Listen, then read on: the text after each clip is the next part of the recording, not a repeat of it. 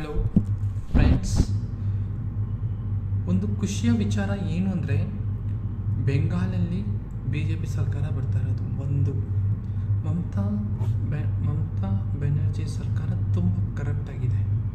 ಅವರು ಪಾಕಿಸ್ತಾನ ಸಪೋರ್ಟ್ ಮಾಡೋದಾಗಲಿ, ನಮ್ಮ ಪೊಲಿಟಿಕಲ್ ಪಾರ್ಟಿ ಪಾಕಿಸ್ತಾನ ಸಪೋರ್ಟ್ ಮಾಡೋದಾಗಲಿ, ಒಂದು ಏನು ಮಾಡಬೇಕಂತ ನನಗೆ ಗೊತ್ತಿಲ್ಲ. ಕರಪ್ಷನು ಕ್ಯಾನ್ಸರ್ಗಿಂತ ಕ್ಯಾನ್ಸರ್ ಹೋಗಿದೆ. ಅದಕ್ಕೆ ನಾವೇನು ಮಾಡಬೇಕು ಅಂದರೆ, ಇವಾಗಿರೋ ಒಂದೊಂದು option unity for strength, equity for strength, political party of strength strong ಮಾಡಬೇಕು.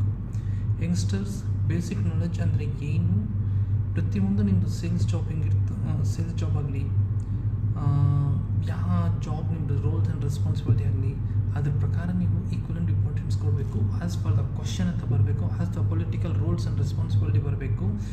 ಬರೋರು ಮಾಡಬೇಕು ಅಂದರೆ ನಮ್ಮ ಫೈಟು, ನಮ್ಮ ಈಗರ್ನೆಸ್ಸು, ನಮ್ಮ ಗೋಲು ಆಗಿರಬೇಕು. ಒಂದು ಪಾರ್ಟ್ ಟೈಮ್ ಥರ ಮಾಡಿದ್ರೂ ಕೂಡ ನಾವು ಸ್ಟ್ರೆಂತ್ನ ಮಾಡ್ಬೋದು, ಪೊಲಿಟಿಕಲ್ ಕೆರಿಯರ್ನ ಅಡ್ವೈಸ್ ಮಾಡ್ಬೋದು, ಪೊಲಿಟಿಕಲ್ನ ಬೆನಿಫಿಟ್ ತೊಗೊಬೇಕು, ನಾವು ಪೊಲಿಟಿಕಲ್ ನಾಲೆಜ್ ತೊಗೊಬೇಕು. ಅವಾಗ ಕರಪ್ಷನ್ನ ಅನಲೈಸ್ ಮಾಡ್ಬೋದು. ಅವಾಗ ಟಫ್ ರೂಲ್ಸ್ ಬರಬೇಕು.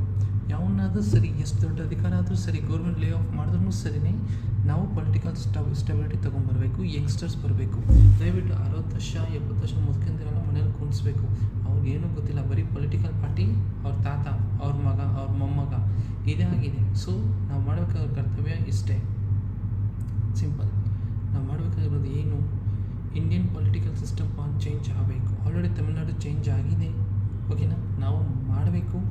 ಕರಪ್ಷನ್ ಫೀಲೆಸ್ ಅಕೌಂಟಿಂಗ್ ಆ್ಯಕ್ಟ್ ತರಬೇಕು. AI voting machine, election commission ತರಬೇಕು. ಇವು ತಂದರೆ ಮಾತ್ರ ಉದ್ಧಾರ ಆಗೋಕ್ಕೂ ಸಾಧ್ಯ. ದಯವಿಟ್ಟು ನಾವೇನು ಮಾಡಬೇಕು ಅದನ್ನ ಮಾಡೋಣ. ಮುಂದಿನ ದಿನದಲ್ಲಿ ನಾನು political party YouTube channel start ಮಾಡ್ತಾಯಿದ್ದೀನಿ. ನಿಮ್ಮ ಹತ್ರ ಮಾತಾಡಿದ್ದಕ್ಕೆ ತುಂಬ ಧನ್ಯವಾದ.